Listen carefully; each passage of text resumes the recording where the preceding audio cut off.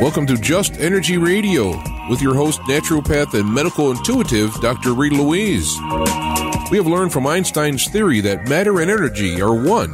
Physicists believe that all systems in nature have their own particular way of vibrating.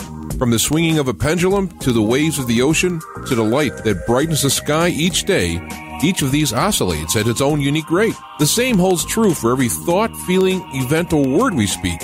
Each has its own frequency or rate of vibration. What many of us don't realize is when we take everything in our universe down to its simplest form, it is all just energy. Join Dr. Rita Louise on a journey through time and space where past, present, and future collide. Today, what you believe may be called into question.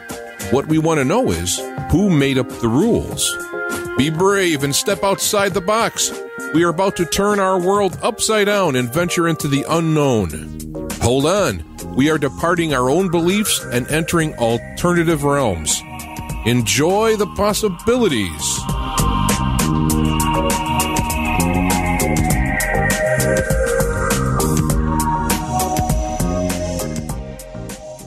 Hello and welcome to Just Energy Radio. I'm your host, Dr. Rita Louise, and thank you all for tuning into the show today. Today we have two guests that I know personally because they all live in the Dallas area. In the first hour, we're going to be speaking with Martha Decker about paranormal profiling. And in the second hour, hopefully, let's cross our fingers, put out good mojo out on the air. We're going to be talking to Nate Riddle about UFOs in Texas. But don't forget, Just Energy Radio is brought to you by SoulHealer.com, where you can find out about all the products and services I offer, including medical intuition evaluations, energy healing, and psychic readings.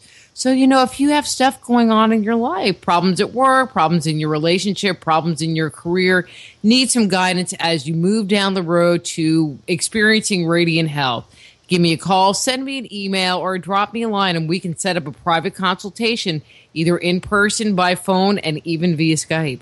It's also brought to you by the Institute of Applied Energetics. That's www.appliedenergetics, where you can jumpstart your intuition today. If you've missed an episode of Just Energy Radio, you can go check out our webpage, which is www.justenergyradio.com, where we have almost, and this is a little scary, 8 years worth of show archives that you can listen to, the MP3s. We have a lot on YouTube. You can come here to the Inception Radio Network and listen to the show, or you can check out our YouTube channel. That's Just Energy Radio on YouTube. If you go to the website, please sign up for our weekly newsletter to keep you informed of the guests coming on the show. And if you go to the YouTube channel, please subscribe. I just can't ask that enough. And I don't have any other announcements for today. So let me introduce you to our first hour guest, and that is Martha Decker. Martha Decker has been involved in investigating paranormal activity since 1999. She founded East Texas Paranormal in 2007 and is the lead investigator. Decker has professional experience as an investigator criminally and civilly. She retired in 2007 from law enforcement and decided to delve into writing and photography. Decker currently works for the state as a special investigator. She is an area rep for American Ghost Society. Her webpage is etxhaunted.com. So that's easttexashaunted.com. Please welcome the author of Paranormal Profiling, Martha Decker. Hey, Martha, how's it going? It's going pretty good. I have one change in that intro. Yeah, take out that one line. I am retired from the state now, too. So, well, sometimes I just end up with old bios, and it's like, oops. So. That's okay. I had 7 years with them. So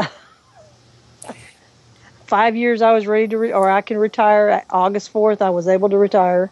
Yay. So that's good. Mm-hmm. Yeah, it is good. So, Martha, why did you decide to write a book about interviewing clients about their paranormal activity? Well, I decided to do it after I started speaking at conferences about the same thing.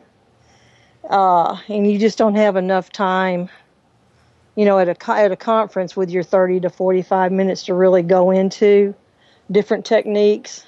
And there were always questions. And then when I would get on the radio, sometimes we talk about different things, and it would always kind of come back to the interviewing techniques or skills. And that's what made me think of doing the book. I was working on another book, and I put it down to do this book. And it's it's not a big book. It's a nice, simple how-to that somebody could throw into their bag and carry it with them if they wanted to. And actually, anybody that interviews people, can pick up things in the book. It's geared towards paranormal, but you don't have to be in the paranormal to use the techniques and skills that are in the book. Hang on 1 second. Okay. Send.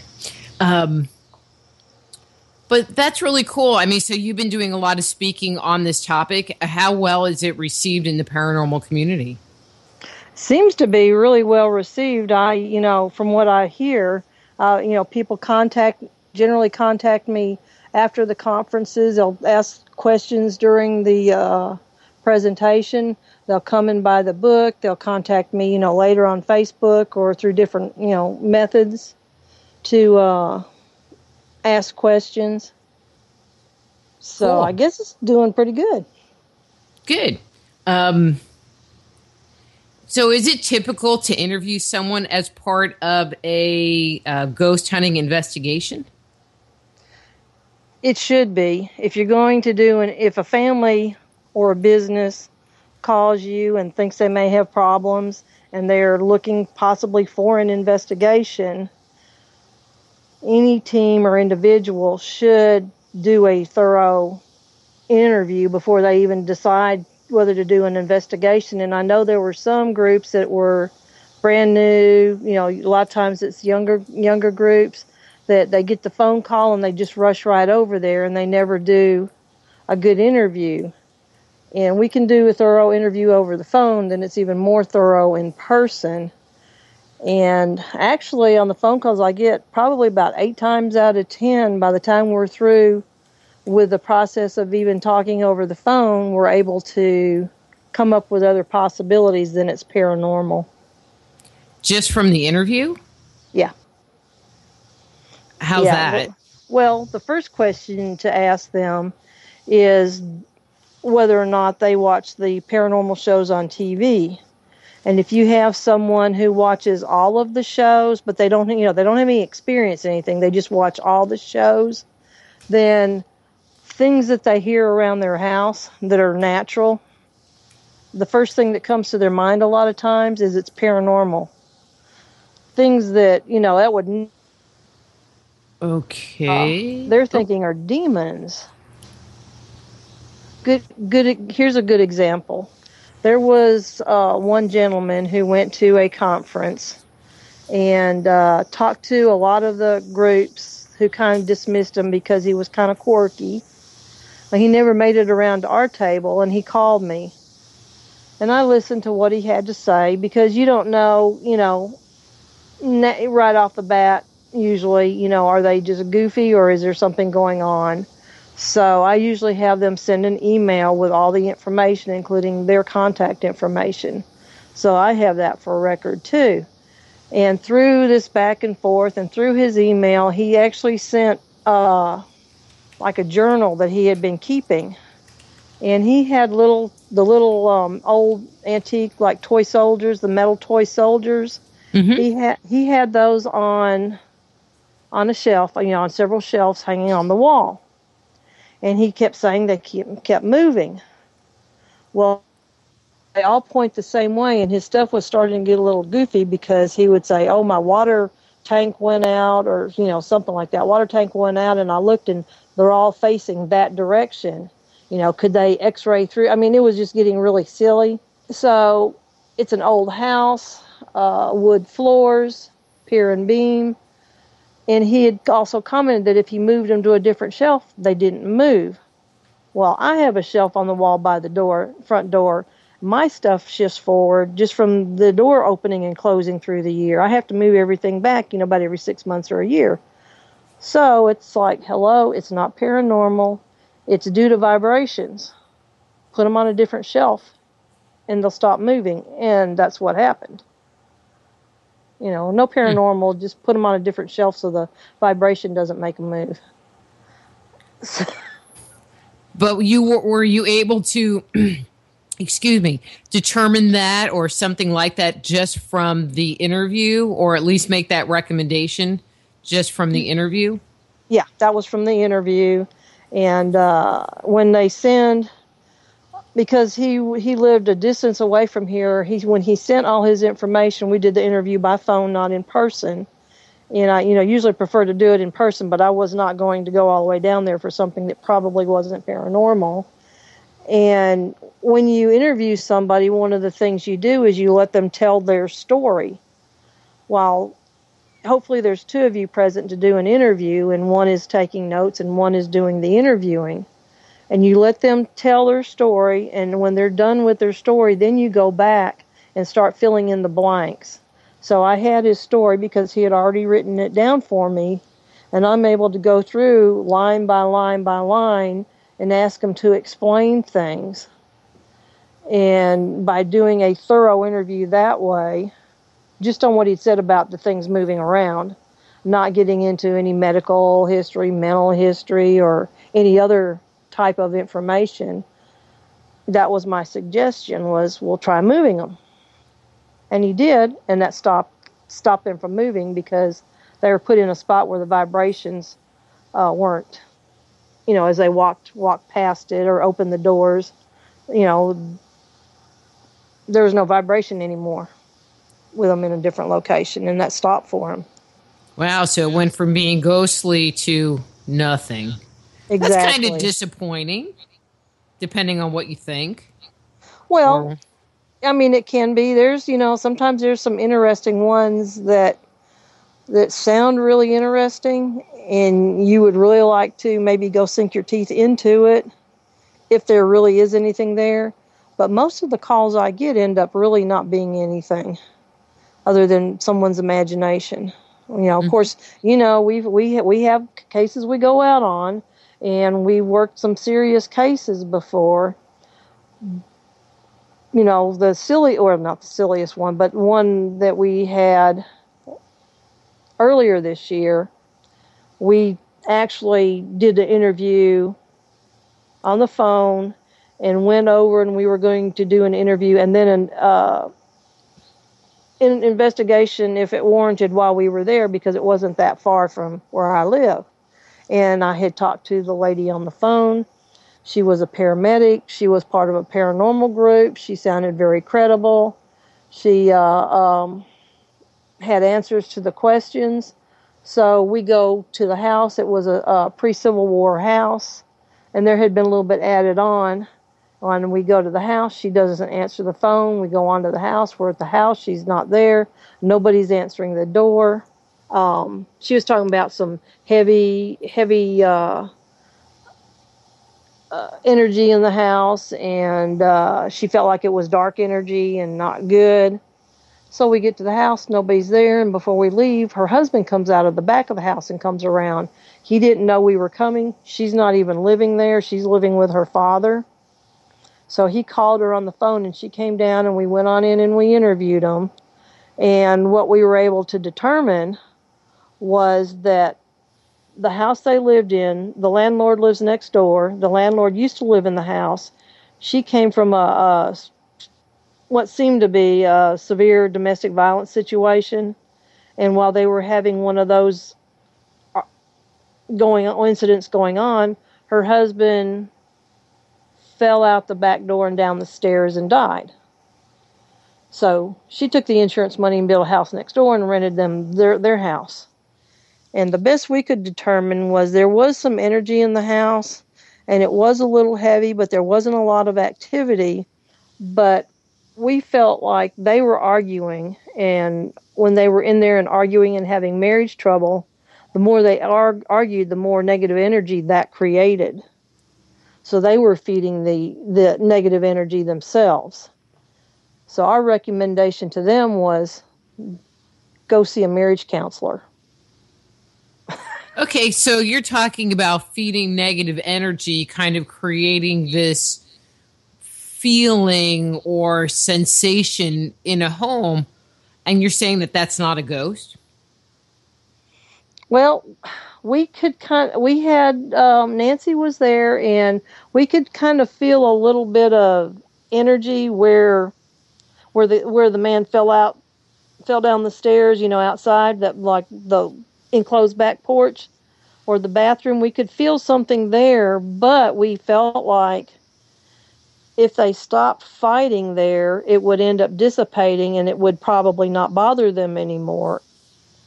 Okay, so I'm gonna rephrase my question. So if you're feeling funky energy in your house, it doesn't necessarily mean it's from a ghost. It might be like from your own bad behavior. Exactly. Because you can create that negative energy yourself.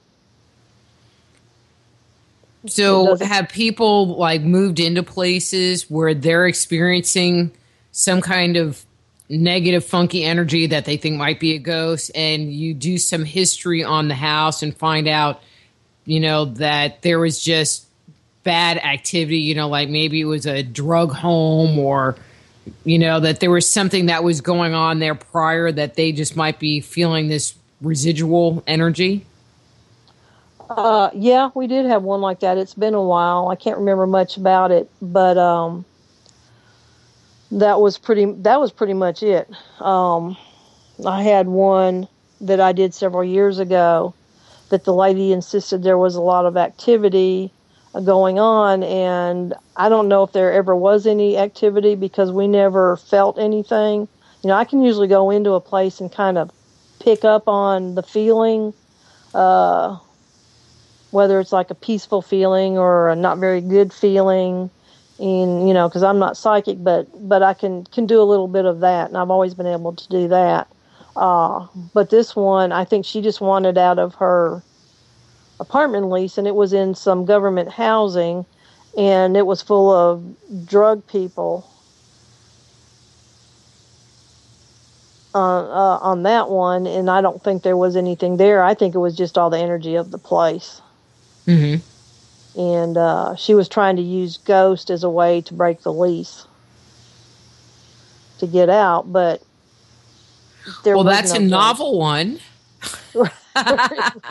Yeah, exactly. Well, they were doing things. Her daughter was sleeping with her. Her daughter was 11. Her daughter's bedroom actually had a bare bulb hanging by a wire from the ceiling. There wasn't a fixture up there.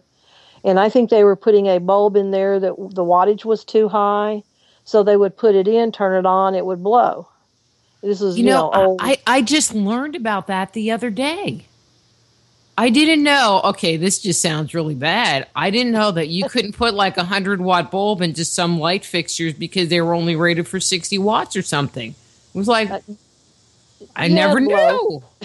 Well, I guess that's why the light bulbs kept blowing out. It was like, I never knew that. It's like, okay. Well, they claimed it had blown 27 times, and then the maintenance man finally was refusing to go back in because the door to the electrical box was in one of the closets in the daughter's bedroom, and what they actually were doing is they'd slam the door on them. Oops. So they were let out of their lease, and do you know that she called me a year later and wanted me to come to Terrell because she had the exact same problem at the other place she was living at. And I just told her, sorry. We're not here to let her get, to help her get out of her leases. So you don't think that she might have had an entity or something that was following her around that might have actually been the cause? No, not at all with her. Not at all. She was too eager. Well, that's the other thing when you interview people too, as you get information from them, you try to corroborate what they're saying to make them become a more credible person. And her story was all over the place, and it was changing constantly. The first time I talked to her, she gives me this story, and I'm giving her suggestions till we can get over and do an interview. If children are involved, I like to get over there sooner than later. And because there wasn't really any activity that was hurting anybody, and and she watched all the paranormal shows. I'm trying to calm her down, and as I say, well, it's not doing this, all of a sudden, oh, wait, it did do that. Or if I said it didn't do that, oh, wait, it did do that. So. Too funny. Yeah, she claimed there was a dancing spoon and in the kitchen that would just kind of start dancing around, stand up and dance around in the kitchen, creature crawling on the wall. But I think she just was, like I said, she was trying to get out of her lease.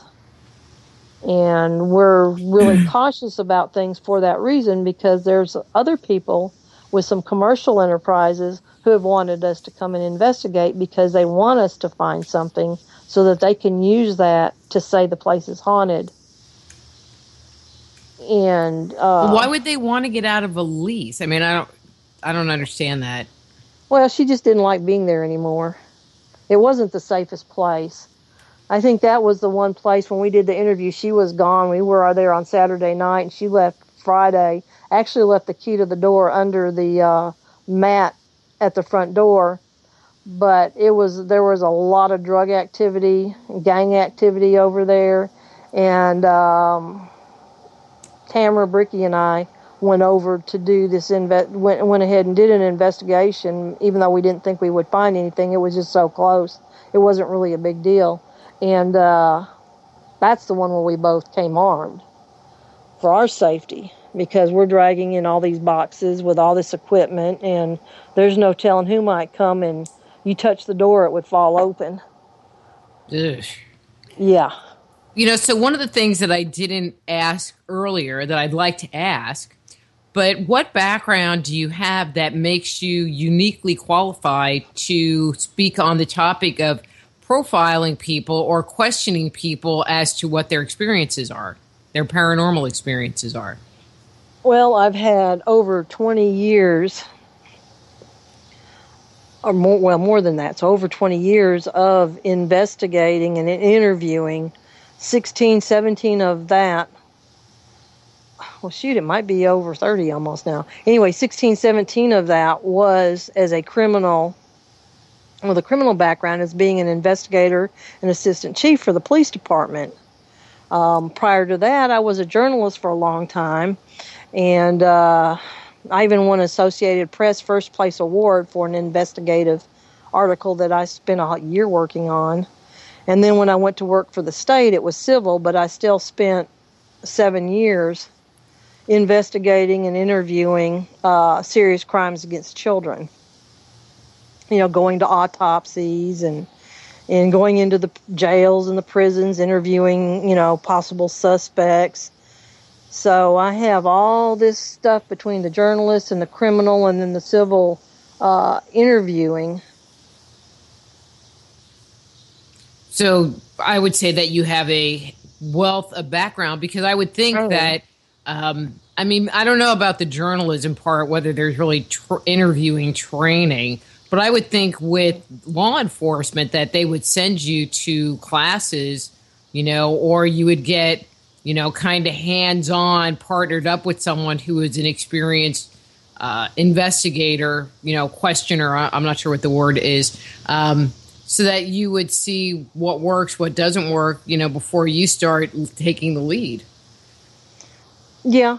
And I, back in 95 is when I became sergeant and started really doing a lot of the heavy stuff with felony cases. The last one I did before I retired from the police department was a capital murder of a 2-year-old. And the guy ended up just pleading guilty, so he got, life without parole rather than face the death penalty. That must just, I bet interviewing people about their ghosts is just easier. Yeah. That doesn't scare me. People have asked me what was the scariest, and I really haven't had any, because it's the live people that... Because you've had scarier in other areas of your life, huh? Yeah, exactly. and you just, you learn all those. And you go to so many, I was fortunate enough to go to classes where I can, I was trained to do statement analysis and how to do non-accusatory questionnaires if you were to interview large groups. In other words, I could go into a large business that had 20, 30, 100 people or more at it, and you have them all do this questionnaire at the same time, and there's actually a grid that you use, and the questions are tailored for, whatever happened, but you still have a bulk set of about 4 questions that never, ever change. They're always in the same, like 6, 7, 8, 9. They're just always there. So as you're going through your grid and you're doing everything, by the time you're done, you're eliminating people, and the person that you end up with 9 times out of 10 is your suspect, so that you don't have to necessarily go and interview every single person. You focus on that person first. I had a case with a shaken baby that they thought was going to die, and he survived and had PTSD at 2 years old. When I did an evidentiary search at the house, looking for different things because he had ligature scars, and his hair was being pulled out. There was a whole bunch of stuff with this one. And while I'm in there doing the search, I discover that they communicated within the family by writing. Everything was written down. The guy was rather domineering. His mother was even worse. And he was older than his wife, and talking to people. She was, pretty much controlled. And she was the one that was, tying up the 2-year-old and doing the different things, and Dad was aware of them. Dad actually got 11 years for endangering, where she had 8 years for injury to a child on the case I filed on both of them. So before I go arrest them, because I'm getting ready to file the case, I have warrants, I take the questionnaire, and it's just, the 3 of them, because even Mother was there. And I took the questionnaire, and I let them, fill out the questionnaire I had prepared for them, because that's how they communicated. And also, when I was doing my interrogation, or really it was an interview of her, the stepmother, she was having trouble verbally explaining things. And because I was aware that they wrote things, I give her a piece of paper. I had asked her, how do you discipline him? And I gave her a piece of paper, and I go, here, why don't you write it down? So she wrote down, tied him up, did this. I mean, she wrote it down as all the different forms I had it right there. Are you kidding me? I am serious. Was she a moron or something? Well, she wasn't too bright. I guess not. That's just... She wasn't too bright, and neither was he. But, so that's where, of course, during one of the other training sessions I had, although you kind of know things, but then you go to, if you're lucky to go to some of the really good trainings, you just get more information. And that's where, realizing that different people,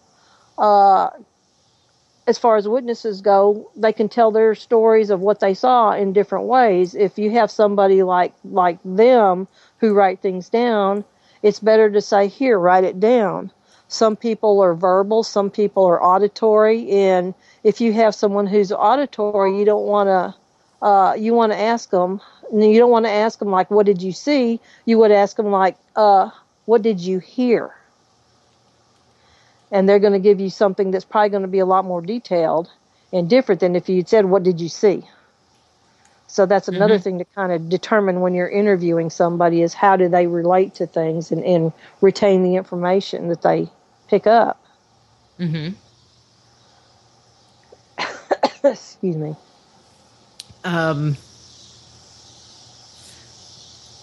When you go into a location, okay, so there's what you're communicating with the client.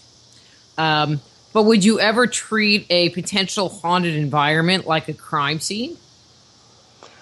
Yeah, that's a good thing to do, and that's why I try to explain to people, mostly I'm talking about the interviewing, but I do touch base on the investigation and go in, draw a sketch of the place. When we do an interview, an in-depth interview, we don't do the investigation then, but we have audio and video rolling while we're doing that, and I will try to maybe take some base readings of EMF, but we will go around and we will take photographs of everything as it is while we're there, so that when we come back, we have something to look at if we're not sure if something has changed, something's been added, something's been done different. Are they trying to make it look like there's something?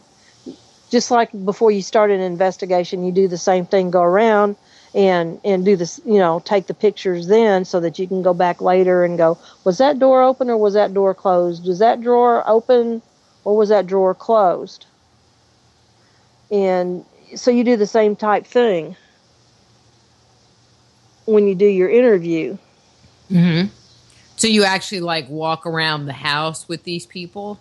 Yeah. I mean, because obviously you can't take fingerprints, because hopefully ghosts don't leave fingerprints, that kind of thing.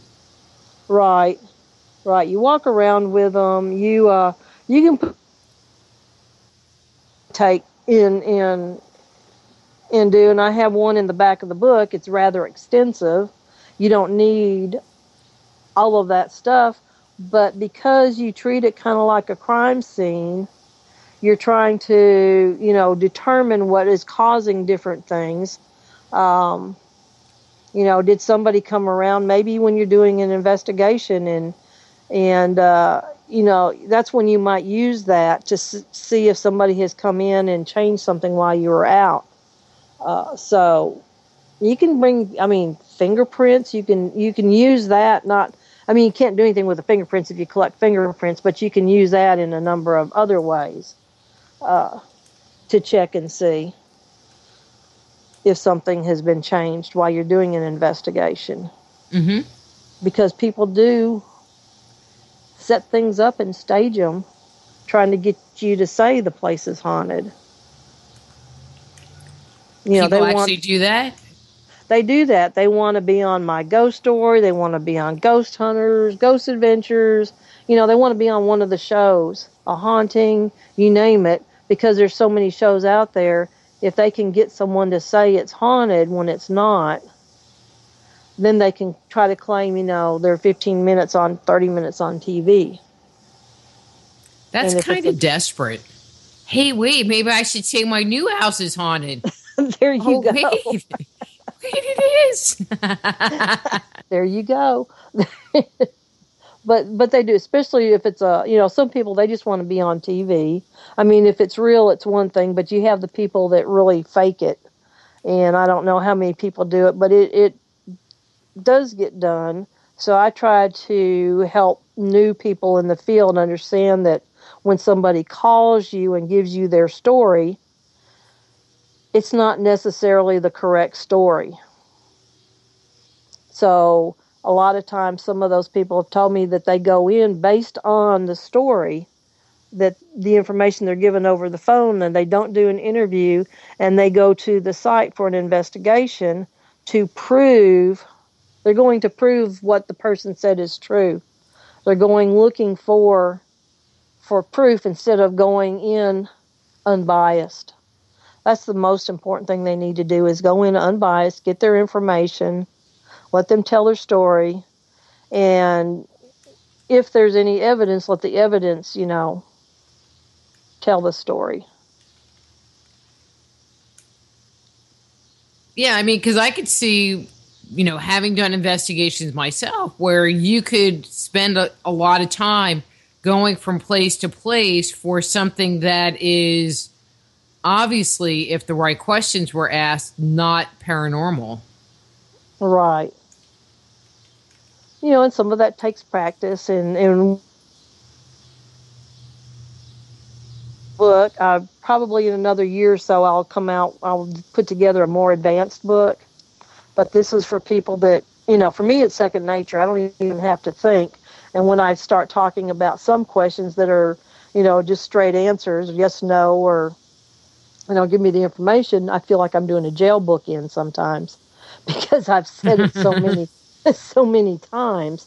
And the other thing is, if you're going to interview the children, is learning how to interview them with open-ended questions and not closed questions, not suggestions, leading questions, but to leave it where it's all open. Mm-hmm. And, and that's, that takes a while to learn. I've been to the Child Advocacy Center and seen so many interviews with children, because the whole time I was in law enforcement, then with the state, I worked with juveniles that were victims of crime. Was one of the things I did, that and the militia. But two different things. But so it becomes second nature to do that. And if you can learn to just ask an open-ended question to a child, because if you give them a choice of was it green, was it blue, they want to please you, so they're going to give you an answer that they think you want to hear. So it would be, what color was it, and then what happened, and using and then what happened a lot when they would talk and stop, keeps the story flowing. And I use that with adults too. And don't be afraid of having, open air, sit there for a minute or two if the person stops talking at the interview, because chances are they're going to start talking some more. So you have to be a good listener when you interview them. So when you meet a client for the first time, how much can you tell about a person just by how they look and their demeanor in general? Well, when I talk to them on the phone, you kind of get an idea. Sometimes you think you know what they're going to look like, and that's not always the case. Sometimes they sound like they might be a crazy person, and they're actually not. So you get what you can, and when you go see them, that's another reason to ask all those questions, because you're going to look for corroboration to boost their credibility, because you don't know that person. You don't know their history. You don't necessarily know the history of the location yet. Maybe they've done some searching, but that's also something else that you should do, is research the property. It may or may not be the house. Mm-hmm. At all. It could be the property, and depending on where you live. I had somebody that I talked to over on the West Coast about some cases, and a lot of them she ends up talking, that it was Native American, and what I say to her is, hello, it's East Texas. There's a lot of Native American history, going all the way back to the Caddos in this area. Mm-hmm. And that's something that people sometimes don't think of around here, because Native Americans have been gone for a long time from here. Well, I was just thinking about that the other day. I've had Native Americans turn up in investigations, but I wonder why no one ever picks up early stuff, or why don't Neanderthals ever turn up in an investigation, or some other stuff. It always seems fairly contemporary. I know, and I wonder about that too. But then I after reading Rosemary Ellen Guiley's books on the jinn and the history of that, I have talked to some people about some things that may be kind of dark, that kind of fall under that classification, and that would be something that, it may be current, but something that, as goes way back, mm-hmm. In ancient religion. And I know that she had her group, and they're actually doing investigations at some locations to see if it is the jinn. I don't know how they're doing it, but that would be fascinating. Mm-hmm. So there's just so many possibilities. And, we don't even, we just don't know a lot of stuff about it. But that's one of the things that is pretty cool about paranormal investigations. I mean, it's like, studying archaeology. It's looking to uncover, another aspect of our universe. Exactly.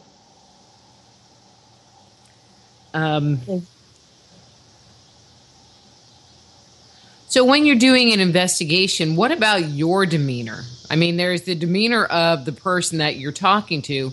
What about your demeanor? Well, it's not my normal demeanor. It's more professional. And, and you take it serious. You're not making fun of the client. You're trying to keep everything unbiased. You're trying to listen to the client, and you're trying to also see what you're looking at, but not going in with any predispositions on what's actually going on. And that can be hard to do, because you have to kind of leave all your beliefs and especially your religion and all of that behind. When you go in, there may be somebody that they're doing things that you don't approve of, but that's, that person or that's that family. And you have to go in and not try to place your beliefs on those people in order to do a good investigation or even a good interview. Mm-hmm. It's just like, on the radio or anything where you interview somebody, you have to learn how to build a rapport with them, make them feel comfortable with you, make them feel trusting of you, make them feel that, you feel like, they're important. You're not too busy for them. Oh, I'm mean to everybody, Martha. Well, always, I know always, better. always. So, Yeah. have you ever had a case where you were interviewing somebody and what they said was beyond your believability? Yes, I have, and I don't really know how to take it. I really don't. And that one was very fascinating to me. And this one actually involved hoodoo and voodoo. And, I lost track of the young couple, and I would like to make contact with them just to see if their event, how things are going. The guy was raised. His mother's is very serious with her voodoo. So the kids were raised, raised in the voodoo faith. But she liked to do hoodoo. The mother did. And he was 21 when I interviewed him, and his wife was saying it's a demon, but she was telling me things that only happened when he was asleep, like his arm would raise up and shoot her the finger, or different things like this, that after doing some background on her, I kind of find out that she kind of wants the excitement. You look at her Facebook page and she's into all the vampire stuff, and she's young. And but the story he tells is that he and his sister, who is a year younger than him, he was married, his sister had a boyfriend. They moved out of the house with mother. Mother was going to have them take over, for her when she got older. She didn't want them to leave. Sister goes to take her bed with her to move into an apartment, and finds a pentagram burned into the wood floor underneath her bed. Goes and looks at at brother's, and he has one under his as well. When he's packing to leave, mother comes in and says, "Here, I cleaned your hairbrush. I know you don't like any hair in it." So the sister and boyfriend go off to their place. The young man and his wife go off into one of the budget motels with the extended stay. So they go there, and the wife and the boyfriend get text messages on the same time, on the same day, to go home, that their respective other half was in trouble. There was something serious going on. She goes to to where they're staying at the motel, and her husband, the young man, had just stepped off of the shower, the bathtub, and had wrapped his belt around his neck and was trying to hang himself. He has no memory of that, he says. I wouldn't even know how to do that. Well, the boyfriend goes in to his sister's place, and she had just cut her wrists and was in the bathtub, is the story I get. And they think that their mother did some hoodoo on them because she wanted them to come back. And they also said mother had already left, and mother had a 12-year-old. Also, there was also a 12-year-old still with mother. And mother's current husband was in prison in Louisiana for sexually abusing brother and sister throughout their life. And actually, he was being abused up until the time he left. He was so messed up.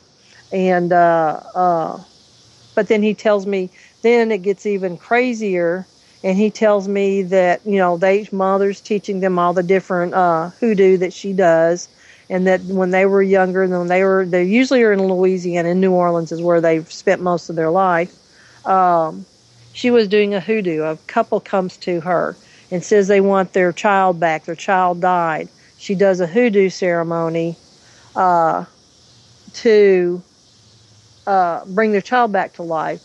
And he said, we handed her things, we did what she said, but we never looked. If it really happened, I think they looked, but they just didn't, he couldn't say that, didn't want to deal with that. And then he looks at me and he says, I think they killed him and put him in Lake Pontchartrain.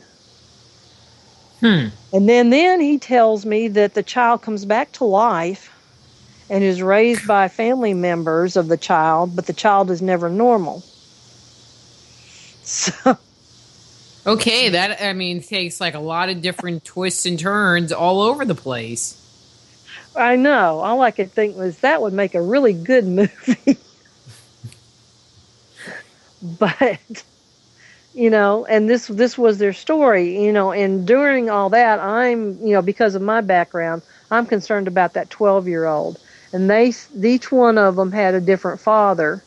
His father is in Ireland, and mother was in Ireland when she met him, and that's where that young guy was born, in Ireland.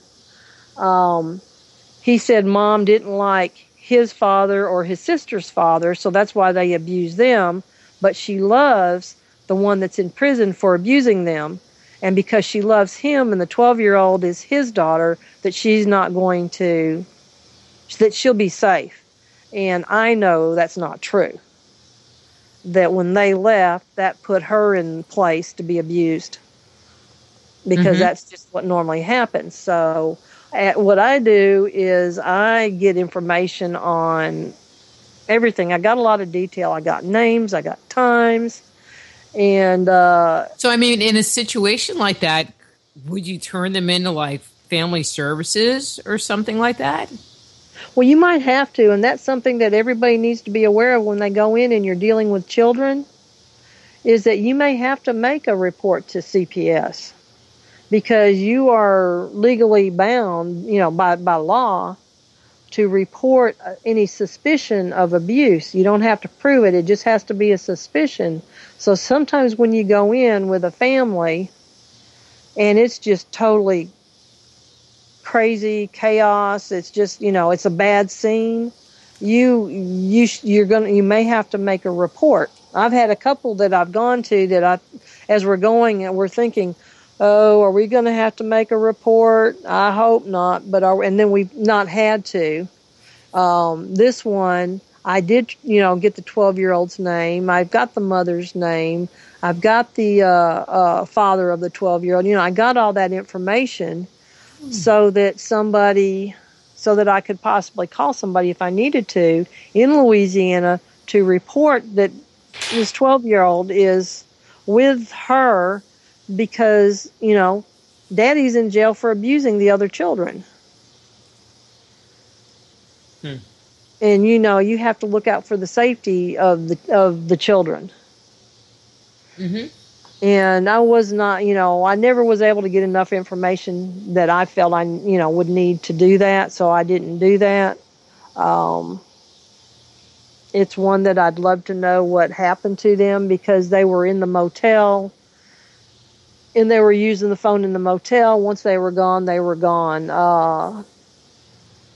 Tamara and I, were the ones that went. We didn't interview them in the motel because when she's talking demons and all this other stuff, I know that if there is something that's not good with them, I don't need to go to where they are, that it will come with them.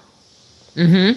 So we did the interview in a park nearby, and actually Mother's house was like about 2 or 3 blocks from there. So after they went back to their place and it was over, Tamara and I drove by the house, and which was another, they had given me the address, and that was another, that was something that added some credibility to what they said, because that corroborated that part, and it was empty, but, it's just hard to wrap your mind around hoodoo, and they really brought this child back to life, and it's like, okay, now, this is something you see on TV, but... Mm-hmm. But, a lot of strange things happen in this world, so what do I know? Yeah. So in a case like that, or in other cases, I mean, that one we'll just put on the unsolved column. Yes. But when you're doing one of these interviews, either in person or by phone, can you tell if someone is lying to you? Well, sometimes you can. Sometimes sometimes I just get that feeling, that gut feeling, but that's because I've just interviewed people for so many years. It's easier to tell, and one of the ways to tell is if their story is constantly changing. If you're doing an in-depth interview, you may ask them the same question several times. If they're making a story up, there's not going to be very much detail in the story. Just like if you see someone doing an interdiction on the street, you ask them, where are you coming from? My friends. Well, where does your friend live? Around the corner. And when you ask for detail, the same thing when you're interviewing here and you ask for the detail, it's not there because they're making it up. You can't go with a look to the left or look to the right unless, and that's just an indicator. And that's only if are they left-handed or right-handed? Because they're going to look different ways depending on what's their dominant hand. So you can actually tell what's going on just by like eye gestures or body gestures? Kind of? Well, it helps. I mean, kind of. Exactly, kind of. You get a whole bunch of indicators that kind of, when you put them all together, not any one, by itself is really a good indicator. When you're talking to somebody and they sit there and they cross their arms, if you're in an interview and they do that, normally they're closing up. But then you have some people like me and others that, your shoulders bother you, so you cross your arms just to relieve your shoulders. So you have to kind of, look at all of them. Is somebody not making... and not everybody makes good eye contact. It depends on their culture, on whether you had. And so you have to kind of understand the culture of the person, too. A lot of the Hispanics male-female won't make eye contact. A Navajo don't. I believe it's a Navajo. It's, you don't make the eye contact. And there's just a whole bunch of different cultures that have different beliefs. So you just have to use a variety of things. If somebody's like leaning back and putting their arms over their head and moving stuff, a lot of nervous gesture type thing, they might just be nervous, but when you put that in conjunction with other things, they may just be uncomfortable because they're not telling you the truth. Mm-hmm. And then sometimes people don't tell you the truth because they don't want you to think bad of them. They're embarrassed by it, and that's where building a good rapport with them is important, so that they feel like they can tell you whatever it is. The couple with the voodoo, the stuff that they told me, the guy did actually go to the hospital. He was transported to the hospital from the motel, and they actually did a psych eval on him, which is something I would have requested before I ever, if I were to do anything. That would have been something I would have requested. Yeah. So he was, I mean, so that one, he really did try to hang himself. His mother really did live around the corner. And who knows, if somebody's, some people are just nervous and their leg moves, or maybe it means they're on meth or crack. So you just have to take all that, sometimes you're having to pull somebody back in because they keep going out. And that's why you ask things like, do they use drugs? Are they on drugs? When you ask somebody about their mental state, do they have, are they suicidal? Are they depressed? Do they have, are they bipolar, schizophrenic? One of the things to ask at that point, if they're schizophrenic, is, do you hear voices? And just because they're schizophrenic doesn't mean they're not really hearing something or seeing something. And a lot of times they don't want to tell you that they're bipolar, that they're schizophrenic, because you'll just think they're crazy and it's not happening. Mm-hmm. But it helps you deal with them better. And the important question to ask is, do you hear voices? What do the voices say? Are you hearing voices now? What are they telling you to do? I went in on an investigation once. Okay, Martha, we need to wrap up. This hour flew by. Yes, it did. So if somebody wants to get a hold of your book, where should they go? They can go to Amazon. They can go to Barnes & Noble. They can contact me on Facebook or at etxhaunted.com. If they want, a book signed by me, contact me, and we can make arrangements so I can send them a signed copy. They can get it on Kindle. They can get it on Nook. They can get it in hardback. Just put in a search, paranormal profiling, and the book is going to pop up. Yeah. Just get it. No. Right. Please do. And so it sounds like if someone is having issues going on in their house, you might be someone that they could call and you can interrogate them to see if what's going on. I'm being really serious. If what's going on is sounding paranormal and maybe they should take more steps. Right. Cool. Right. And then I can help them take those steps. Excellent. Martha, I know the music is going to be coming up here right now, so thank you so much for joining us today, and I'll see you Saturday. Yes, you will. Yes, you will, because we're having a paranormal investigation at my new house, and hopefully they don't find any ghosts, even though I already know there are. But anyway, I will talk to you later, and you have a great night. Okay. All right, thank you. Bye. You too. Bye. All right, bye. That's Martha Decker. Her book is Paranormal Profiling. Her webpage is ETX Haunted. That's EastTexasHaunted.com. And we'll be back with Nate Riddle after these words from our sponsors.